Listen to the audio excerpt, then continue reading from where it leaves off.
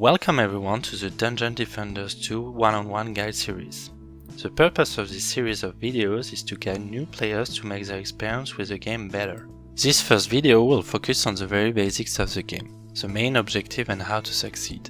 The upcoming videos will focus on different specific aspects of the game, such as the customization of your characters, what each character can do, a showcase of the different maps and much more.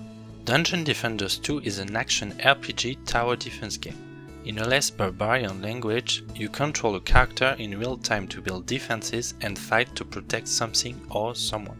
Since this is an introductory video, only the regular rules will be showed here, but note that there are special challenges called incursions with tweaks to the main mechanics of the game.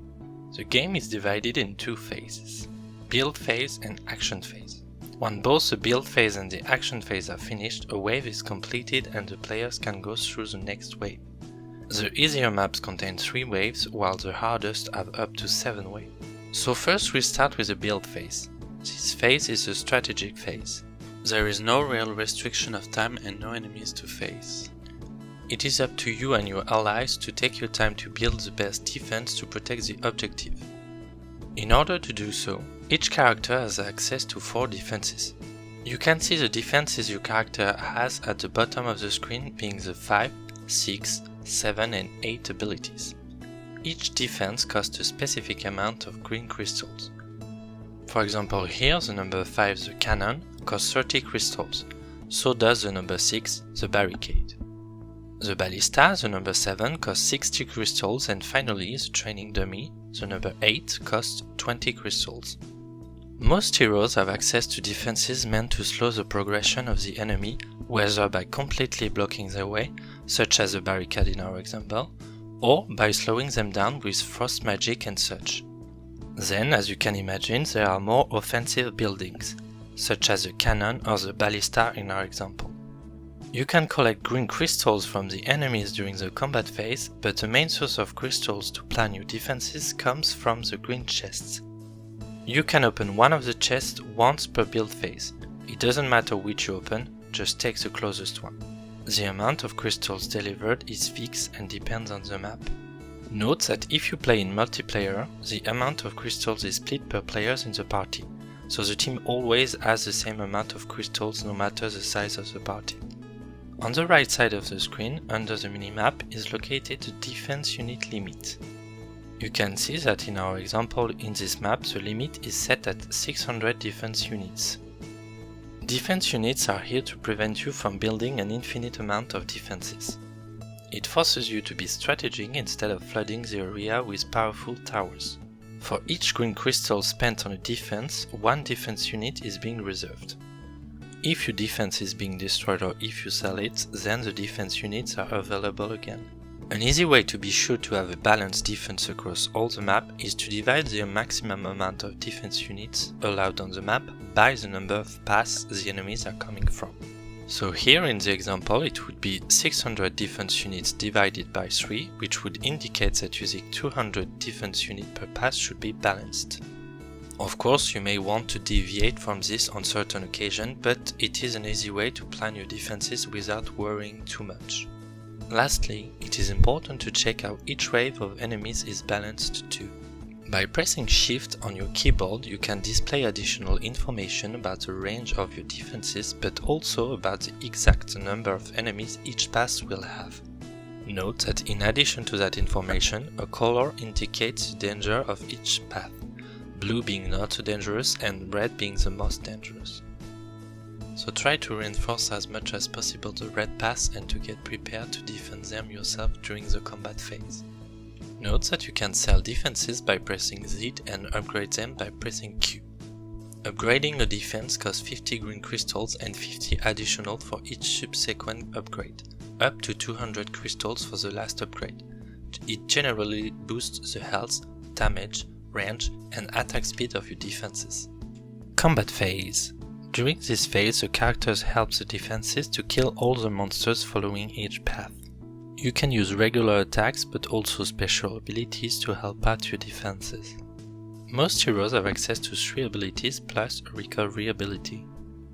Abilities, except for the recovery one, use blue crystals. Blue crystals refill slowly over time and can also be picked up when monsters die. Some abilities have a cooldown, being the time for your ability to be ready to be used again.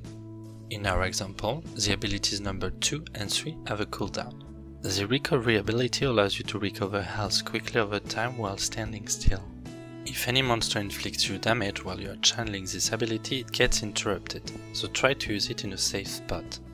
Your health is displayed at the top left of the screen. Whenever it reaches 0, your character dies and comes back to life 10 seconds later, usually next to the objective to defend. In the top right corner of the screen you can see how many enemies are left on the field. The wave ends whenever all enemies are dead. Just below you can find the minimap.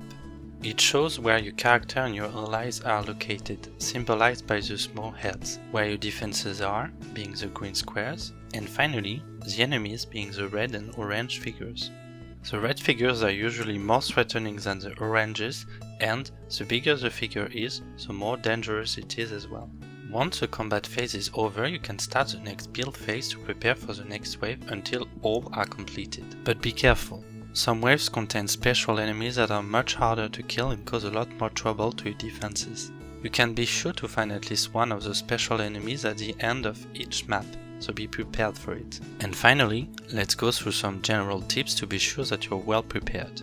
You can switch hero on the go by pressing F1, F2, F3 and F4 to use the corresponding hero from your hero deck. Your hero deck is your team of characters that you bring on the field. When you start the game for the first time, it is advised to make each of the 4 starting heroes and put them all in your hero deck. All heroes in your hero deck get stronger as you play, and it is advised that you use 2 or 3 heroes of your hero deck to build defenses, while 1 or 2 are specialized in fighting. More info on that in the next video regarding hero customization. Second advice, be where you are needed. As said before, press shift during build phase to check which lane will be more difficult and which will be easy. Stay where the difficulty is and keep an eye on the minimap whenever you can to check that your defenses and allies are doing well. Also, in multiplayer, try to spread your team across the map and not all stay at the same spot, except when you fight a boss. Otherwise, you may have bad surprises and have a wave destroys your defenses. Third advice, know your strengths and weaknesses.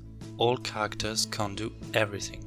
The Huntress, for example, can only build traps which can be deadly and very useful, but which require to be coupled with defenses serving as wall, such as barricades. On top of that, when you are defeated, try to see what led you to failure or why you died. Fourth advice, keep your defenses balanced across the map. As said before in the build phase part, don't build all your defenses in one lane and nothing somewhere else. It may seem dumb to say it, but sometimes you may have some surprises if you are not careful. Also, building everything next to the objective may work under certain circumstances but is never advised. Fifth advice, never let the wall type of defenses without damaging defenses and vice versa. It is rather useless to stop the flow of enemies if you don't kill them, or to kill them but let them go towards the objective.